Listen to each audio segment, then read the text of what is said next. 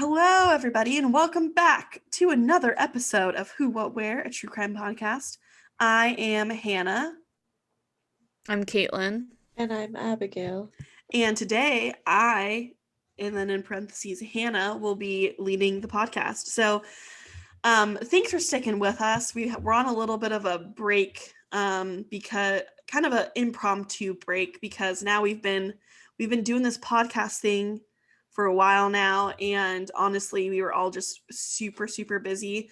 You guys probably already know this, but we are not full-time podcasters. We have other jobs and responsibilities, and sometimes life gets in the way. And so thanks for sticking with us and joining us for another episode.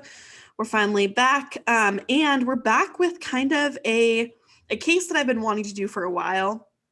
It has been on my short list of ones to do ever since I listened to a episode of And That's Why We Drink. I love that podcast. If you also listen to that podcast, you should let us know in the Instagram comments or in the YouTube comments. They're amazing.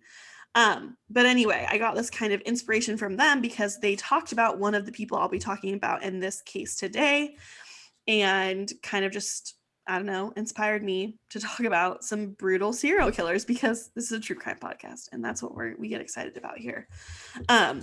So trigger warning. I know we've talked about this. It feels weird giving trigger warnings at the beginning of a true crime episode because it'll be triggering. It's about murder and death. I will be talking about pretty brutal murders that involve rape. Yeah, I feel like that's a pretty good catch-all. On a lighter note, unlike a lot of our other cases, we seem to have gone on kind of a trend of doing a lot of cases involving children. This one doesn't involve any children, so that's positive. Okay. Oh, fabulous. So on that super happy note, let's talk about the Baton Rouge serial killers.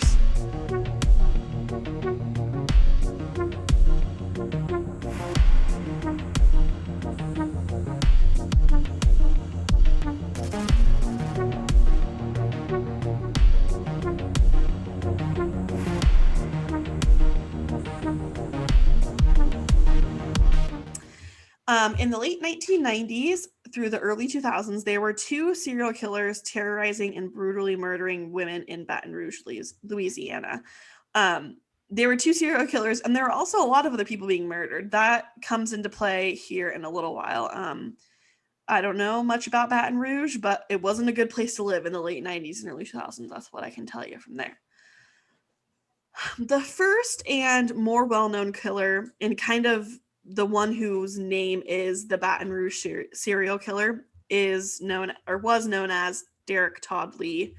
I'll be calling him Derrick or Lee throughout this episode instead of his full name. I could call him by his initials, DTL. That's kind of cool, but he's a scumbag, so he doesn't deserve that. Anyway, all right. Derrick Todd Lee was born November 5th, 1968. Scorpios. Those mother effers are crazy. I can say that because I'm a Scorpio. But Derrick Todd Lee was crazier than I am. Okay? Just stick with me on that one. That's true. By at least 1 point, if not multiple points. At least 1 point, just for the sheer fact that he murdered people. Okay? So Derrick DTL was born November 5th, 1968 in St. Francisville, Louisiana, to his father Samuel and his mother Florence. So Lee's father Samuel left soon after he was born, and after he had been born and left, it was actually a good thing that he had left because Samuel ended up being put in a mental institution a couple years later after being charged with the attempted murder of his ex-wife. So not Florence, but a different woman. So it's probably good that he didn't stick around for very long in Derrick's life. And well, it didn't necessarily change the path that Derrick took in life. So no, but it kind of begs the question of mental illness being genetic, and like if there was something mentally wrong with Samuel, then that would make sense why, even though Derrick was never, nature versus nurtured by Samuel, he still possibly had some of that mental illness that Samuel had. So another kind of interesting thing about Derrick's story is the rest of his childhood was relatively normal, which as we know, unlike a lot of other serial killers, there's a lot of serial killers that their childhoods are just horrible. You know, like they've been abandoned on the streets and they were raised by their grandparents. This was not a case like that at all. The rest of his childhood is actually pretty normal, at least from what we know. His mother, Florence, married a man named Coleman Barrow, who was a responsible man of God. So he was like super religious, and he raised their children, which included Derrick and also Coleman's children from a previous marriage. So there was Derrick and then his two sisters.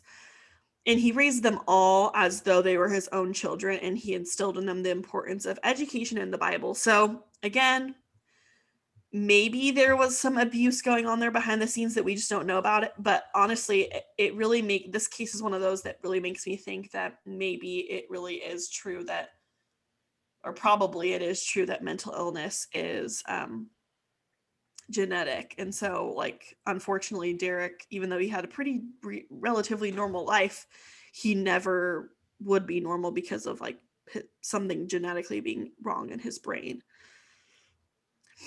Derrick played in the school band, but that was about as far as his interest in school went. He really struggled academically and had an IQ below 70 to 75. So it's my understanding that right around there, like I think like around the 70s marks, or even slightly lower. I actually have it somewhere. Okay, like around the 65 to 70 mark is when people start questioning if someone is mentally handicapped, basically, by their IQ score. So he had a really low IQ score, and then, of course, because of that, struggled academically.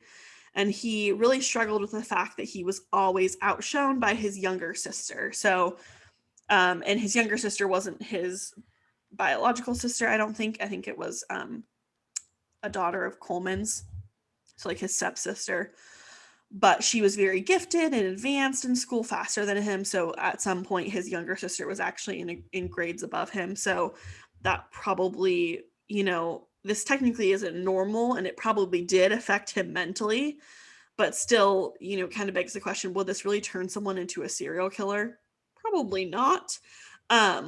But, like compared to a lot of other serial killer cases, if all that was wrong with him is that he had bad grades, probably not the end of the world. So, well, I feel like bad grades is more in most cases, like it's like a symptom of a problem. It's like how their like inability to interact with others is like manifesting itself, or right. whatever like psychological issue that they have, like it will manifest as bad Right, so grades it's or more of, doing bad in school or whatever. Yeah. It's like a consequence of something rather than the cause of something. It's not, having bad grades probably didn't cause him to be a serial killer, but other things, potential It's doubtful. mental illnesses caused him to be a serial killer, but also caused him to have issues with, grades or whatever. So now we're going to jump into like what went wrong with Derrick, because we kind of already mentioned it doesn't seem like his life's been that bad. So what went wrong in his life? By the time Derrick had turned 11, he had already begun peeping into the windows of girls. So this will, no shock here, come into play later when we talk about the actual murders that he committed. But I mean, at the age of 11, so he's a young kid and he is a peeping Tom, basically. And then by the age of 13, Derrick was arrested for burglary. It's my understanding that his crimes at this point were not violent. So yeah, he's being a creeper, and he, was burglarizing stores, houses, whatever, but he wasn't doing anything violent, at least not at this point. But nonetheless, police obviously began to become aware of Derrick due to the voyeurism and the burglary charges. When his crimes began to become violent, the first one of his crimes that was violent was when he pulled a knife on a boy during a fight and was charged with attempted second-degree murder. At the age of 17, I Derrick mean, that's still like a violent crime, you know? right, yeah. It is interesting though to note that at this point, that was a male victim. So obviously, I kind of alluded to this at the beginning. All of his victims were women. So at the age of 17, Derrick was arrested for being a peeping Tom. No surprise there. He had dropped out of high school and was still a minor, but miraculously avoided a stay in juvie. So this case is kind of a tale of similar to that other one we did, which now the name is escaping me, but where basically, I mean, I guess a lot of cases are like this, where the system just fails you basically, and there was a lot of chances for the system being like police and everything, to get it right and to, you know, get him arrested and put him away for at least a couple years, or I guess not even, you know, put him in prison, but get him into a mental health care institution or something. Well, there was like no attempt to rehabilitate him. Right. I mean, yeah. So Derrick became a husband and a father in 1988. So at this point, he would have been 20. So he was still young. He married a woman named Jacqueline Denise Sims, and they had 2 children, Derrick Todd Lee Jr., so his namesake, and Doris Lee, which love the name. Okay. Soon after, Derrick pleaded guilty to unauthorized entry of inhabited dwelling. So this kind of comes into play later. Clearly, I mean, I don't even know. It's hard to like psychoanalyze him, I feel like, because I don't even know why he did all these things. Like, he committed really horrible crimes, but like, why? I mean, other than the fact that he possibly was like mentally handicapped, there's not a ton of other reasoning behind it. And then this is kind of where Derrick's double life comes into play. So on one side, Derrick was a really responsible father, and he worked in construction and took his family on weekend outings. And then in his other life, Derrick would go out and drink and had affairs with other women. So, you know, he'd be out at a bar and he'd be like, you know, kind of talking up the women around and trying to sleep with them. Derrick's my understanding is that Derrick's wife was aware of the cheating, but was devoted to him because she, you know, had said that she married him. So why would she not? I mean, I clearly don't believe in that, but oh well. Well, and I will say at this time it's pretty recently become easier for women to just like leave their husbands if they're cheating. Like, it kind of used to be like because of women's place in society, like kind of an issue when it came to divorcing. Well, yeah, even and if your husband was like a total scumbag, like, right, and she had you 2 could lose daughters, your or house, you could two lose children. yeah. She had a family to support. For all we know, you know, maybe she wasn't working, and you know, so anyway. So she enjoyed when allegedly she enjoyed when he would be arrested, because the times he spent in prison, even though they were like very few and far between and very short stays, it allowed for her to kind of escape their life together. So again, not a great reason to remain married to somebody, but you know, kind of just making do with what she had. Now, this is where Derrick's girlfriend comes into play. Her name is Cassandra Green. So this is a serious girlfriend. This isn't just some chick that he met at a bar and slept with one night.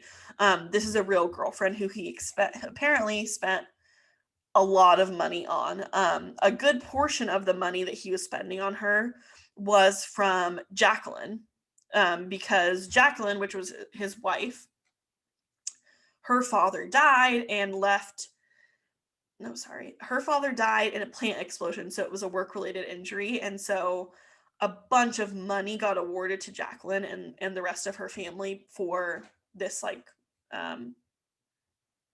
death that was at the fault of this company that Jacqueline's dad worked for. So they had a lot of money, and Derrick spent a lot of it on this Cassandra girl, to the point where essentially he had burnt through all of that money, and now he was just barely making ends meet with his construction job income.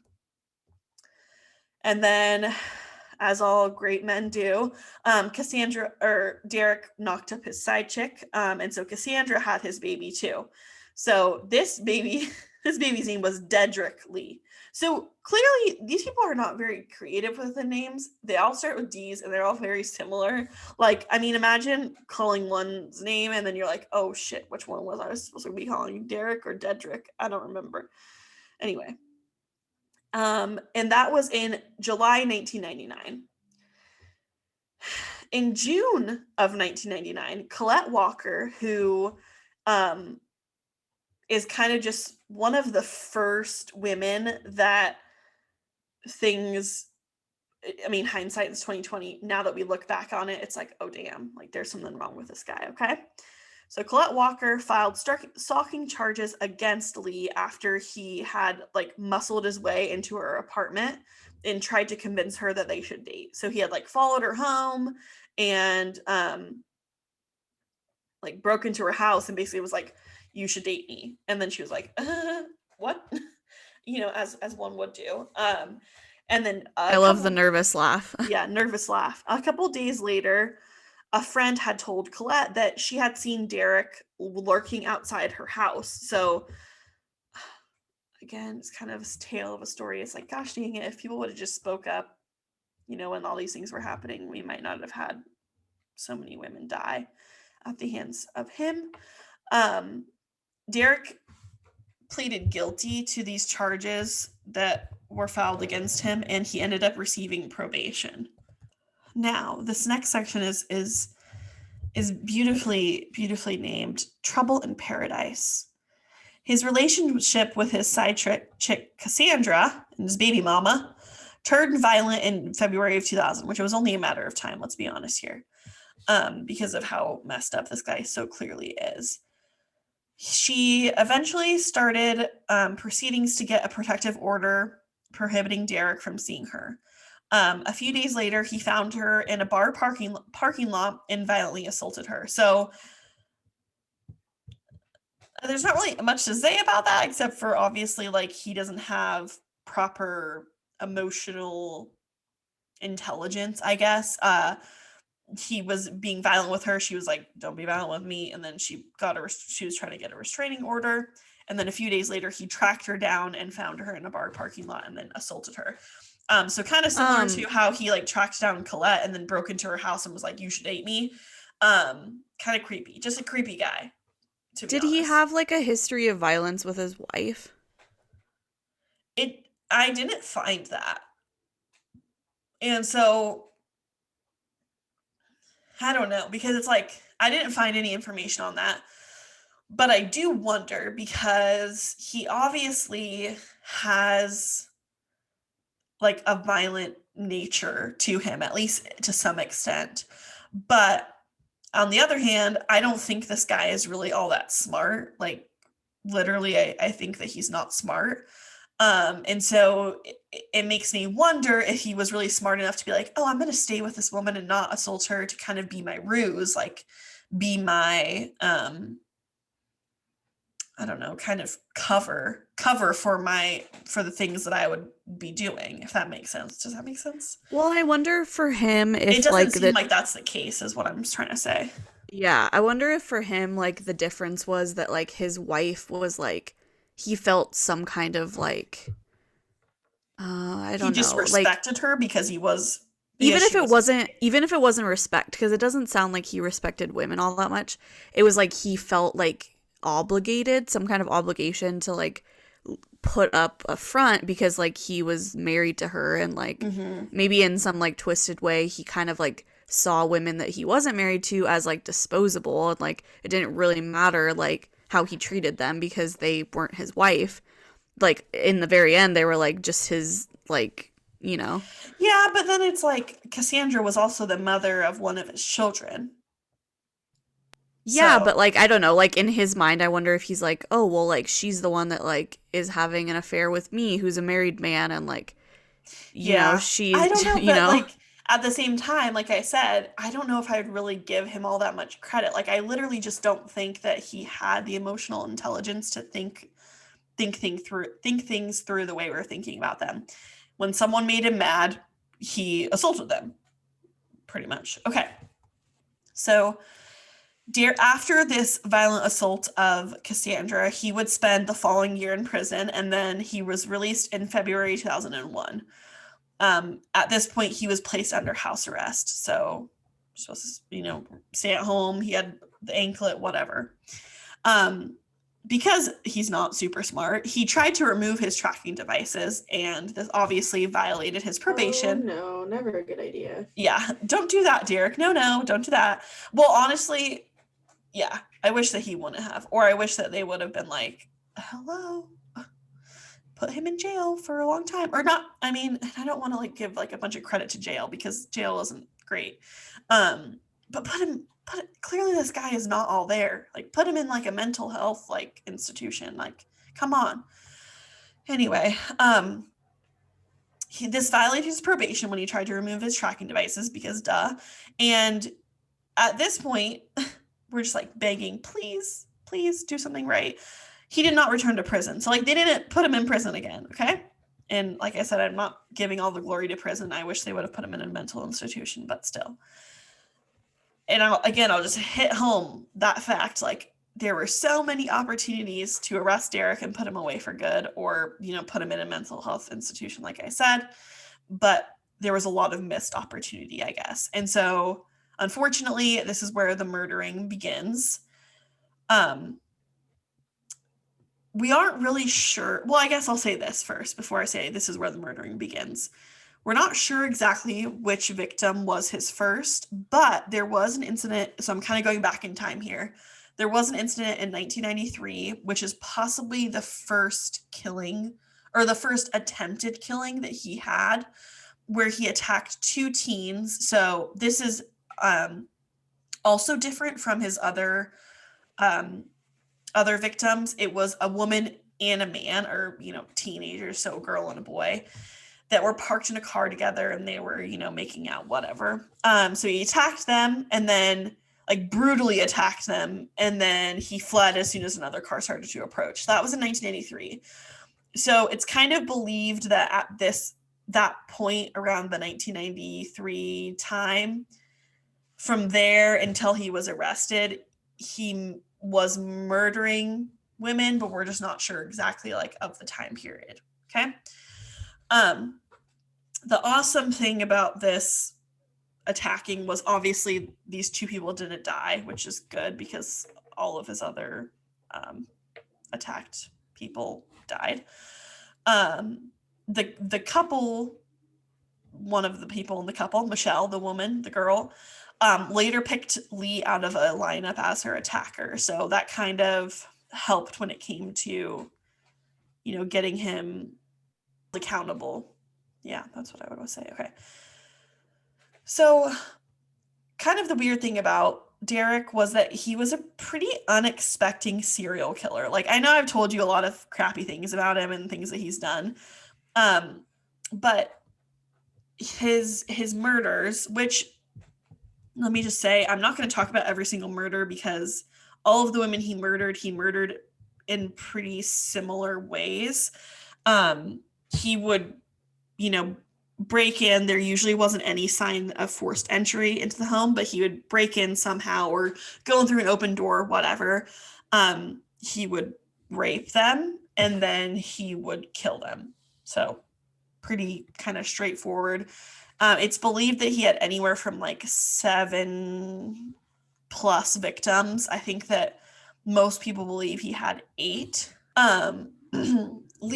So again, like I said, kind of the hard part about figuring out who the heck was killing all these people was obviously there was a lot of murders. Well, not obviously, but because I've said it a few times, there were a lot of murders in the Baton Rouge area. And then another reason was that Lee's victims didn't necessarily scream, "Oh, it's a serial killer," because his methods were a little bit varied. Which to me honestly kind of reiterates the fact that he wasn't all that smart and he really wasn't thinking about it that like long term. I think he was really thinking about it as like, I want to kill somebody because I'm upset. Like, I think he was just an angry man. There were a few similarities between the murders, though. So he would always remove their cell phones, which is weird. I guess not that weird, but I think probably, he's not the smartest person ever, and so he was like, "Oh, if I remove their cell phone, they won't be able to be tracked or identified or whatever." And there was also no visible signs of forced entry at any of his like victims' homes or anything, too. So I don't know. Well, actually, I do know. There is a rumor. This is not like substantiated by any evidence or testimony or whatever, but there was an urban legend that kind of started in the Baton Rouge area where this rumor began to circulate that Derrick would use taped sounds of crying babies to lure victims into like to the door so that he could, come in, and that's allegedly why there were no forced signs of entry to the homes. But the police like were really quick to say that's not true, like deny it, but it was used in a lot of different like pop culture references, I guess. So Criminal Minds used it a few times, and then like I said, it was an urban legend, so a lot of people in the area, like if you lived in the Baton Rouge area, you knew about this possibly. So and then also another thing is I didn't mention this yet, but Derrick Todd Lee was a black man. Okay, so because there aren't a lot of black serial killers, the police believed they were looking for a white man. I mean, this is partially because a lot of serial killers were white, and so they're like, why would it be a black man? But then also on the other hand, there were a lot of witnesses that said that they had seen a white man. So it was kind of like a combination of incorrect witnesses and then also reverse profiling, if you could call it that. So I mean, worked out in his favor, which is unfortunate, but I don't know, it's just always interesting to me because like we know that police profile black and brown people across the United States all the time, and then like in this case they did the opposite. It's like we wish they would have been like, oh, we're looking for a black guy, because maybe they would have figured it out sooner, but no. So like what race were his victims? That's another thing about him is that a lot of serial killers kill people of like the same race as they are, and his were not all of the same race. Let me actually look up and see if I can find a convenient picture.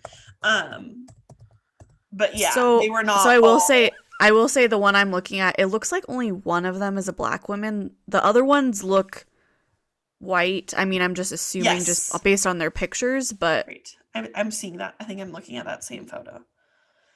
Yeah. Okay. Yeah. So that was another part about his basically his MO was not like super apparent to anybody. And that's, to me, in my opinion, kind of just a confirmation of the fact that he wasn't all that smart. He really wasn't thinking about it that too much. It seemed like they were just more like crimes of passion, really. But anyway, here's the kicker. They administered thousands of DNA tests to white men because they're like, it has to be a white guy. Can't be a black serial killer. Until they accessed DNA left at a crime scene and found, based on an ancestry profile, which I appreciate the digging, okay?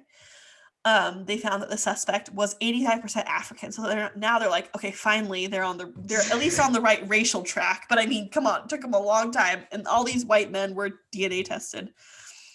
I can only hope at that point that some of the white men were wanted for other crimes, maybe, and then they were caught through that process. That's really the only shred of hope I can hold on to. But now let's talk about Diane Alexander. Like I said, I'm not going to talk about like all of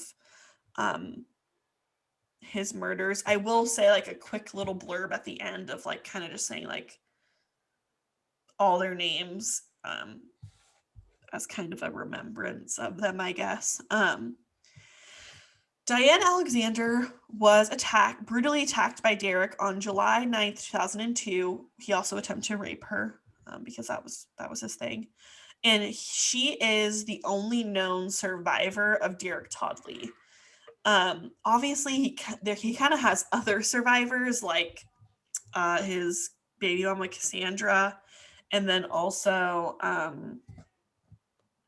the couple that was attacked in their car.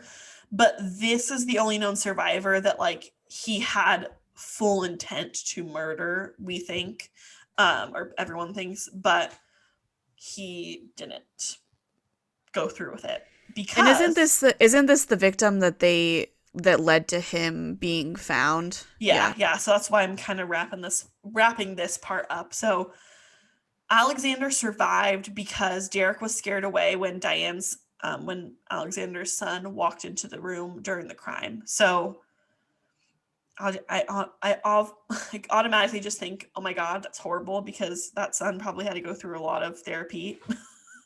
But the cool thing about it is the son wasn't freaked out. He was just a badass, and he chased Lee in his car and like tried to get a description of the getaway car. He was also able to describe Lee to a sketch artist. So that was huge. And essentially the point I'm making here is that Diane's survival was basically like this, like, imagine it was a puzzle to arrest Derrick Todd Lee. And like 90% of the puzzle was the puzzle piece of Diane Alexander's case. So like she was able to do a lot, mainly because they were able to get a description of the getaway car. They were also able to get a really good, view of him without being killed. And so they could describe that to police, sketch artists, and obviously pick him out of a lineup and everything. Now, the other puzzle pieces were related to DNA.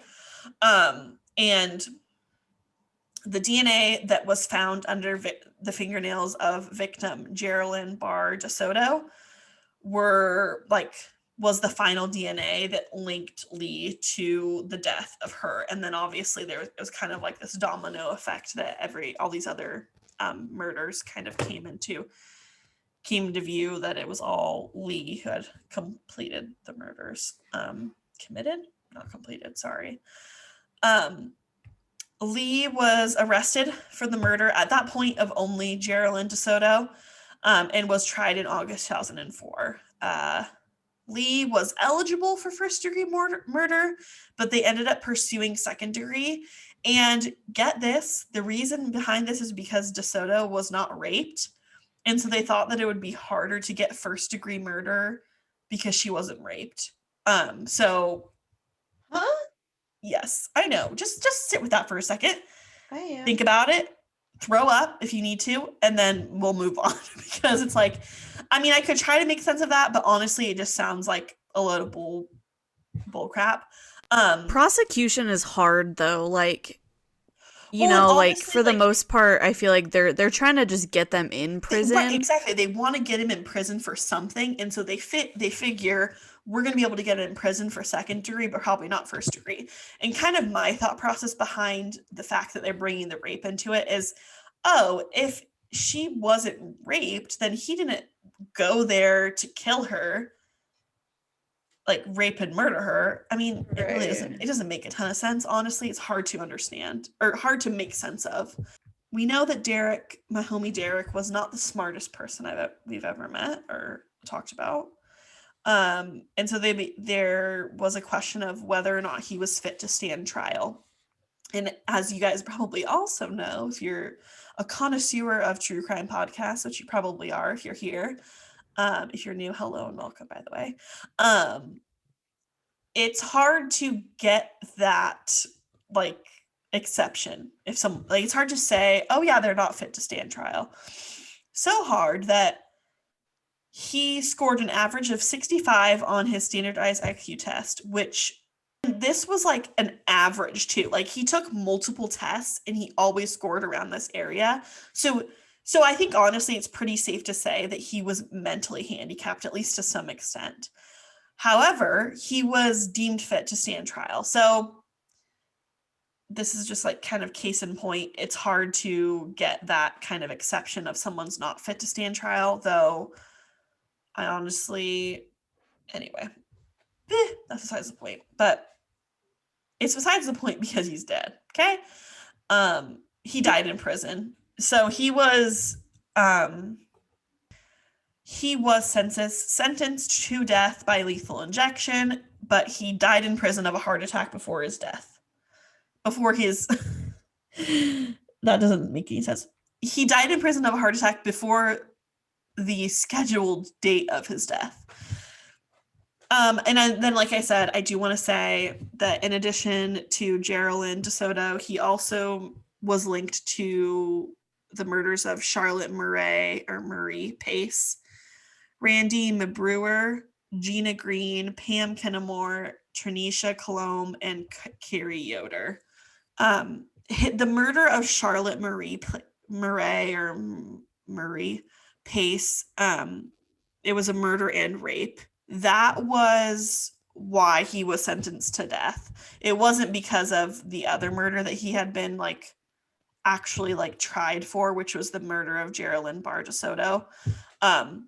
It was because of Charlotte Marie Pace's murder and rape. That was why he was sentenced to death. Rest in peace to all of his victims, obviously. But now it's even crazier, okay? Is the reason why it took officials so long to arrest and convict Derrick Todd Lee was because from 1991 to 2001, there were 53 unsolved murders of women in Baton Rouge, Louisiana. Some of which were For some reason, that's not that crazy to me. I don't know, that seems like it's a huge city center and I don't know. Unsolved murders. I don't know. Anyway, the point I'm making here is that some of these were due to the other Baton Rouge serial killer, Sean Vincent Gillis. And we'll circle back around on why it is so freaking funny that he is called the other Baton Rouge serial killer, because I think that is the best part about this, is because he wanted so badly to be a great serial killer, but he couldn't even be known as the only Baton Rouge serial killer. He was the other one. Okay? Just Sean, I hope you hear this and you know that we hate you. Okay. Sean Vincent Gillis, which you guys should look up what he looks like just because you have to see what this man looks like, was born on June 24th, 1962 to parents Yvonne and Norman. Oh, good Lord. He's weird looking. Sean, there you go. Thanks, Abby, for the commentary on that. He is weird looking, but he's weird looking, but also would he murder me? So no, listen. Okay, thought process. So I looked at what Derrick Todd Lee looks like, and Sean Vincent Gillis looks more like a serial killer. Oh yeah, remember when we talked about the Snowtown murders, and I was like, oh my god, these people, that one guy, what was his name? Mark Hayden. I was like, yeah, he looks like he'd kill you in the bushes, and then he'd feed you to the bears or whatever. But the other guy in that case doesn't really look like a killer. Anyway, Derrick Todd Lee does not look like he would hurt me. No, so honestly, and without dwelling on Derrick Todd Lee's case, I feel like he really was just mentally handicapped and just couldn't regulate his emotions. And he wanted really badly to be loved, obviously, by a woman. And so because he couldn't regulate his emotions, he was like, someone doesn't love me, I'll kill him. So Sean was raised by his mother and his grandparents after his father left once he was born. Again, similar vibes, okay, to Derrick's childhood. His father would then go on to go in and out of mental institutions. His childhood actually was pretty similar to Derrick's and was relatively normal. He was an average kid with average grades, but was very quiet. And his mother refused that he had shown any signs of violence as a kid. Once obviously he got arrested for all the freaking murders he did. She was like, he was a little blue-eyed angel. That's in quotes, okay? Y'all look at him right now. If you're listening to this podcast and you haven't looked at him yet, go look at him. Ooh. He does not look like Sean. Oh. He does not look like a blue-eyed angel, okay? No. And this was, and his mom, refused that he was violent ever, blah, blah, blah. Despite rumors from neighbors that they would see him banging on garbage cans outside of the window. like they would see him like outside banging on garbage cans, like violently banging on garbage cans at like 3 a.m. Sean's police run-ins began when he was 17 years old, and he was arrested for a lot of different things. Traffic citations, DUIs, marijuana use and possession, contempt of court, and then, just like Derrick, peeping into women's homes, because men ain't shit, okay? What a star. Get that tatted on you somewhere. Men ain't ish. Okay. In his teens, Sean, and this is the weirdest like little tidbit, but it doesn't really matter all that much, but I feel like you guys need to know anyway. In his teens, Sean and a few of his friends began engaging in satanic worship, and they enjoyed the thrill of being scared of seeing others being scared by the rituals. So I guess it does kind of matter, because clearly he kind of got off to like scaring people, which is creepy. Yeah, so much for Blue-Eyed Angel, right? Okay. Also in his teens, Sean reconnected with his father. Their relationship was relatively fine, like rocky, but it wasn't that bad until Sean found out that his father, Norman, which Norman's a horrible name. Don't name anybody Norman, guys. Another FYI. He found out that his father was actually a homosexual, and he discovered a variety of photos of naked men in various sexual positions. And so, like a lot of serial killers, Sean was super set off by homosexuals, not in his Christian neighborhood, okay? Like, he was just pissed. This pissed him off. And, like, eventually, he would kind of go on to it would be kind of questioned, like, that was one of the things that set him off. But it would take a long time for the final straw on Sean's haystack of his life to set him off to want to murder people, okay? When Sean was 30, someone write that down. His mother finally moved away to take a job offer in Atlanta. Finally? Thank God, okay? She finally was like, yeah, I gotta go, bro. And so she left him in a house that she paid the mortgage for. That's not really that big of a deal. I mean, it is. Sean, seriously, couldn't get a job. Well, he did get a job, okay? Yeah, but he was so addicted to porn. I know, you probably weren't expecting me to go there. He was so addicted to porn that he neglected his job and eventually like didn't have a job. And then he would just lay around, be lonely and bored, and watch porn. What kind of porn, do you ask? His sick obsession with porn led him to websites depicting rape, death, and dismemberment of women. Okay? He couldn't just stop at like the rape and the death. He had to go to dismemberment. Duh. Yikes, Sean. Yikes. Okay. It's always so weird to me that like this can be found on the internet. Well, I mean, so that's another true crime for another day, honey. Yeah. Wait, hold up. Fair point there. Think of that. Yeah. I don't even know where to start with that. Screams internally. That literally that could be an entire case on its own. We also need to maybe get the Law and Order people in here. Right. I always feel like I watch like crime shows, like fictional crime shows. They always act like it's like so easy.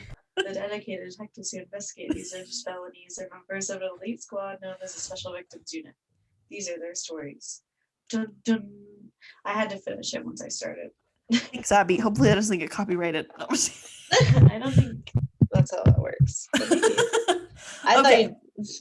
But yeah. So this porn addiction was pretty disgusting, right? Okay. But like he didn't act on it for 14 years. Okay. The real question is it a porn addiction or a murder addiction if you're getting off to murder? You know, or is it both? I think it's both. It's both. It's the worst kinds of both is the correct answer to that. But despite being like disgustingly obsessed with this, he wouldn't go on to commit his first murder for 14 more years. Well, no, he's a way better man than that. Yeah, he would just sit in his basement and watch it. I'm hearing weird static. Does anybody hear that? No. It's Abby. Abby like bumped Abby- something and it started. Oh, there we go. Okay. So in 1994 was when he committed his first murder. In the same year, this always just shocks me when people have like serious relationships. He started and would go on to maintain a steady relationship with a woman named Terry Lemoyne. I'm going to say Lemoyne, but I don't know exactly how you pronounce her last name. Terry. Team Money. Team Money. Now, let's talk about the murders because, like, again, similar to Derrick's case, I don't think it's really that important to go in depth to all the murders, but I'm kind of going to, like, pick a few that are just like, the worst parts of the murders. But as you already know, they're murders, so they're all horrible. Okay.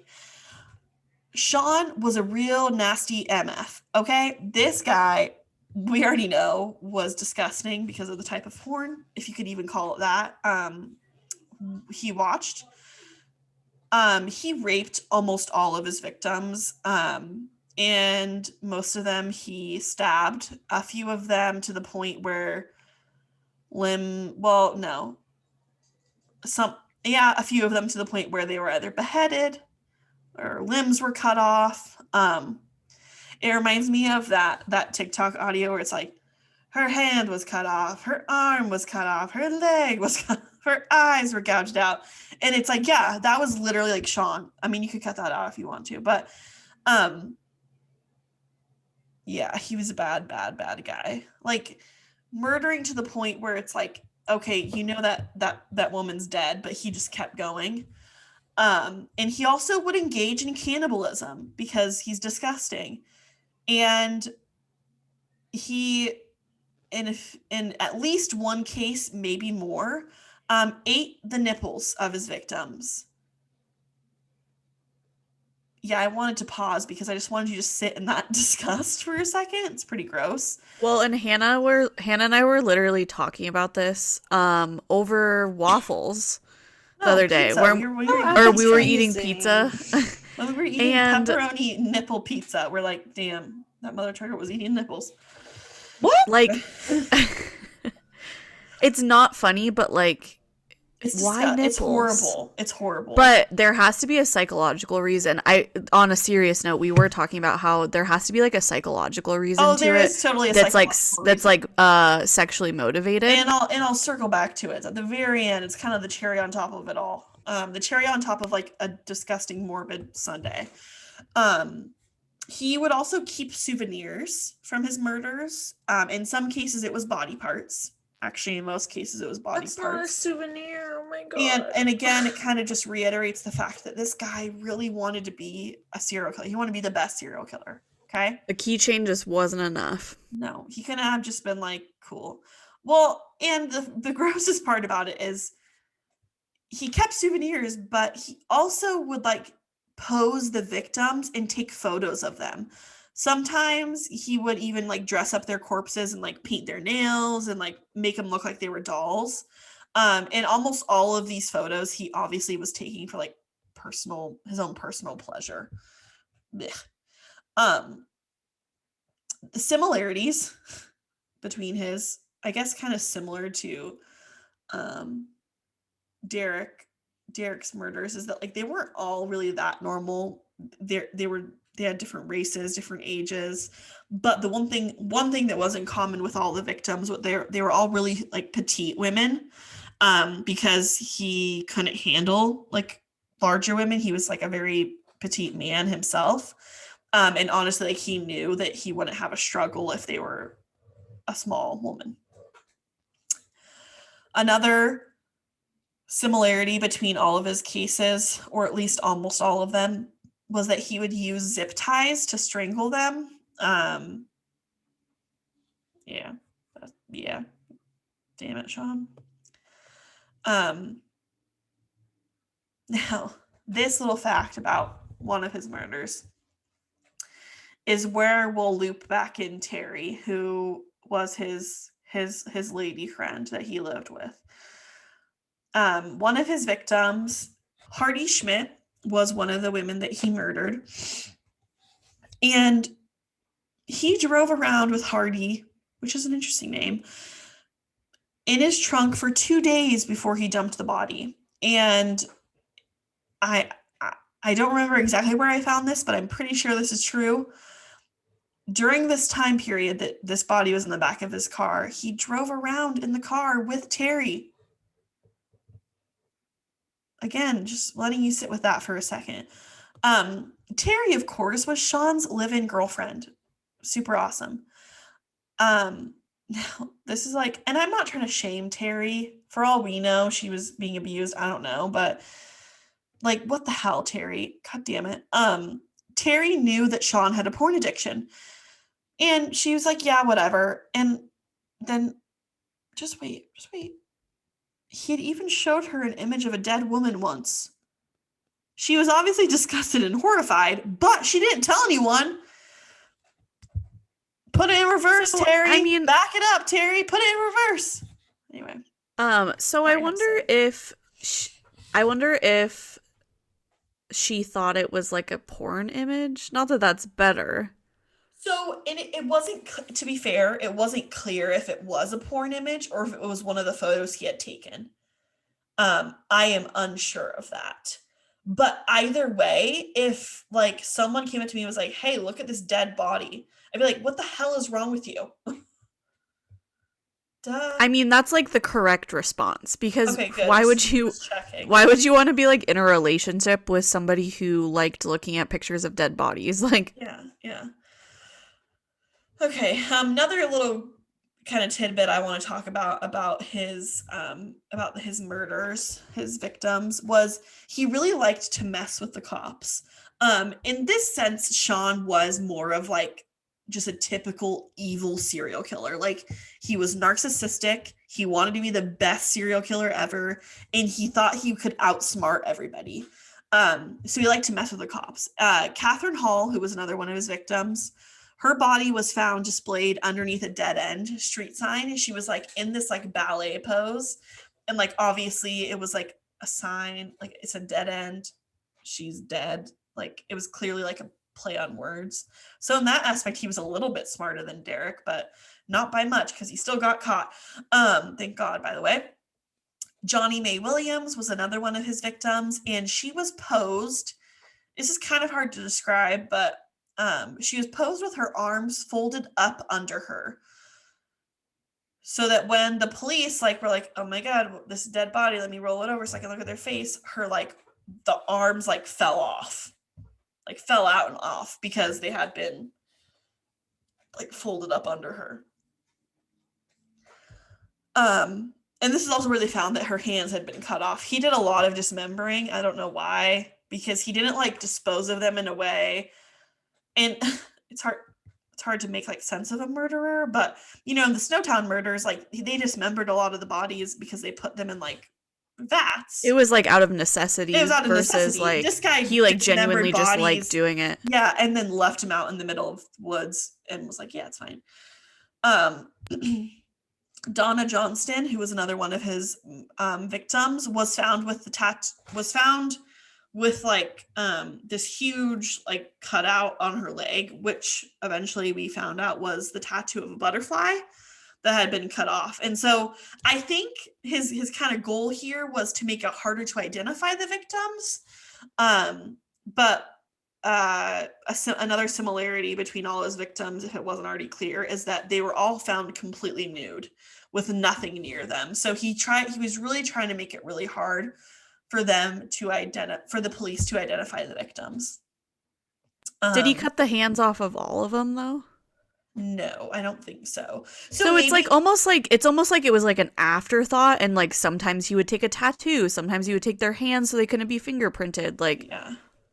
Maybe he just didn't have any understanding of like the system, but yeah, that's true. In April 2004, so now we're up to the arrest and the confession, and this is kind of where we'll close everything out. The confession, as well as like some of the interviews that he did after he was arrested, are really the most interesting things about him, if I'm being honest.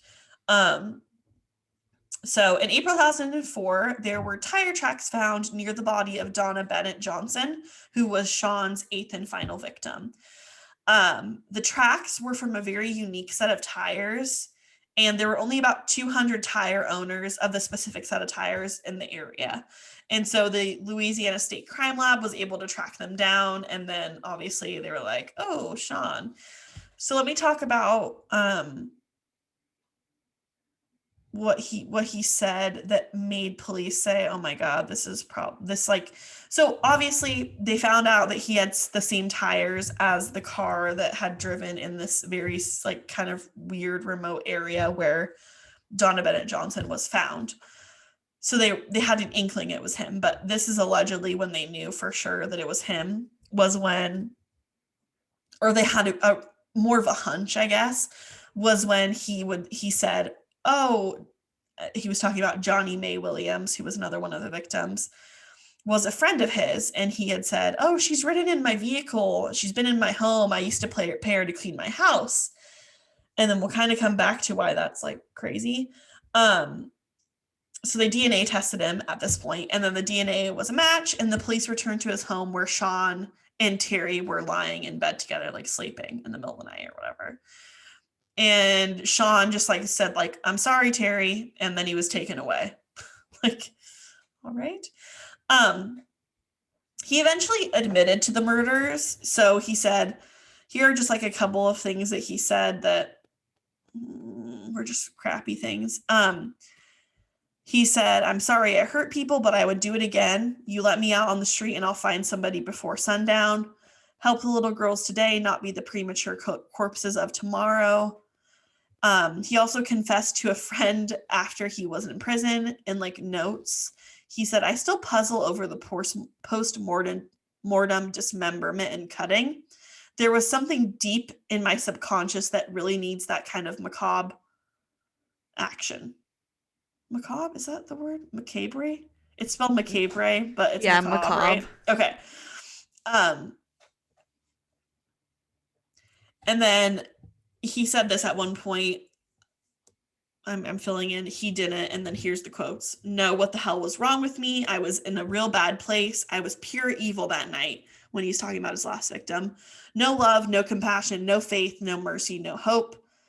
And then he says, I hated God for a long time. So clearly he had been like struggling with like the fact that he was murdering people, but he still was doing it. All of these things feel very much like he is trying to make himself sound more interesting than he is. Like, he's trying to make it sound like he has some kind of like drive to murder, but he just like, you know, he wants to be more interesting, you know, by like being like, oh yeah, I have this like weird biological drive to like murder people and dismember them. I don't know. Yeah. So now let's talk about some like Q&A.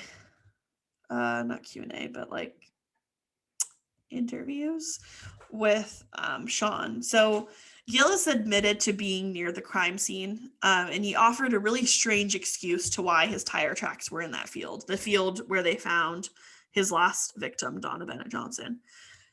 He said, I had some beer and needed to go to the bathroom real bad, and I knew I wasn't going to make it to the house. You know what I'm saying? My bladder was, how they put it, Cheech and Chong put in one time. My eyes are floating. That's how it felt.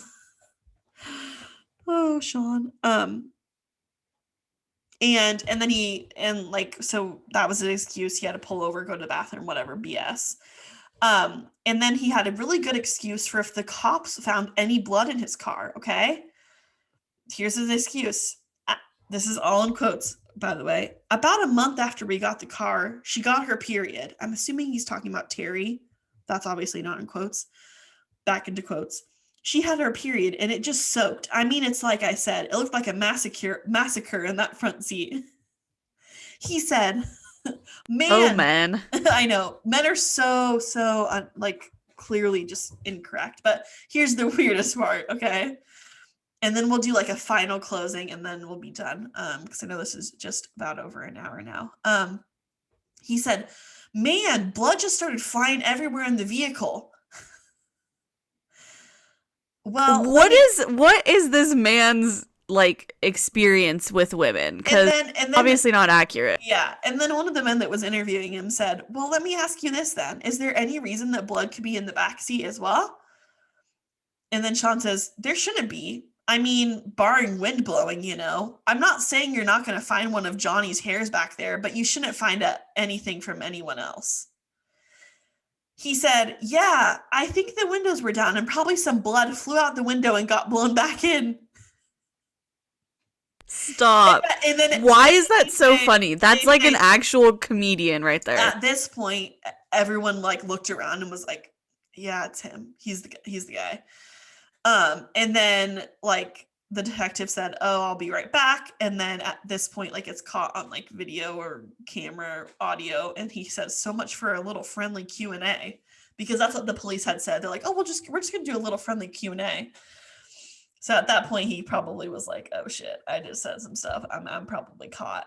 Now to tie it all together with why we talked about in the same episode as Derrick Todd Lee, he kept newspaper clippings of Carrie Yoder, which was the last victim of Derrick Todd Lee. And he also had a file on his computer called DTL, which is Derrick Todd Lee's initials. It is very well known, like he has said it, everyone knows, that he was really, he feared being outdone by Lee. So he kept like very close tabs on him and was like, he always wanted to be the best. And so that's why I think it is so funny that he was known as the other Baton Rouge serial killer. Like, I feel like that was like kind of a final nail in his coffin. Like, yeah, you stupid, you couldn't even be the only Baton Rouge serial killer. You are the other one. Like, I just think it's great because like he couldn't even have that little bit of satisfaction. And then last but certainly not least, he did confess, and this brings you back to the nipple comment. He did confess that he wanted to have sex with his mother. He had always wanted to. And he said that after she left him, it sent him over the edge. So I kind of alluded to that earlier, but yeah, that was kind of the final straw that broke the camel's back, so to say, or whatever. And that's why he did all the horrible things he did. So first degree and second degree murder. And then he also had his like criminal penalty was life without the possibility of parole, probation, or suspension of sentence. So he's been in jail since he was arrested, basically. And now he's age 58. He is still alive, but he's never going to be able What to year was be he released. arrested? I'm pretty sure it was 2004. 2004 is what I think. But isn't that the same year that Derrick Todd Lee was arrested?